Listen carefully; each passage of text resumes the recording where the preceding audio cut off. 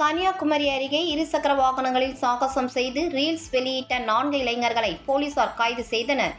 கன்னியாகுமரி மாவட்டத்தில் அண்மை காலமாக இளைஞர்கள் இன்ஸ்டாகிராம், முகநூல் போன்ற சமூக வலைதளங்களில் தங்களுடைய சாதனைகள் மற்றும் பல்வேறு பொழுதுபோக்கு நிகழ்ச்சிகள் குறித்து காணொலி வெளியிட்டு வருகின்றனர். குறிப்பாக இளைஞர்கள் இருசக்கர வாகனங்களில் சாகசம் செய்து அதனை சமூக வலைதளத்தில் பதிவேற்றம் செய்து வருகின்றனர். அவர்களை போலீசார் கைது செய்து வாகனங்களை பறிமுதல் செய்து வருகின்றனர். இந்நிலையில் களியக்காவிளை பகுதியில் 4 இளைஞர்கள் பொதுமக்கள் நடமாட்டம் மிகுந்த சாலையில் வாகனங்களுக்கு இடையே அங்கும் இங்கும் இருசக்கர வாகனங்களை ஓட்டியும் அதன் மேல் நின்று கொண்டும் ரீல்ஸ் எடுத்து அதனை சமூக வலைதளத்தில் வெளியிட்டனர். இந்த காணொலி வேகமாக பரவிய நிலையில் நேற்று இரவு போலீசார் 4 இளைஞர்களையும் கைது செய்ததுடன் அவர்களது இருசக்கர வாகனங்களையும் பறிமுதல் செய்தனர். பின்னர் 4 பேரும் பிணையில் விடுவிக்கப்பட்டனர்.